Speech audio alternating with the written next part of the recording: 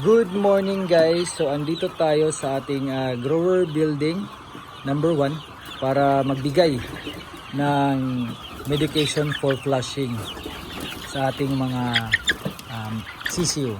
So very important guys na mai-flushing natin yung ating mga CCU para maiwasan yung paglabas ng mga sakit during outgrowth. So ito guys ay pag-uusapan natin sa aking YouTube channel na i-release mamayang gabi sa aking bagong video.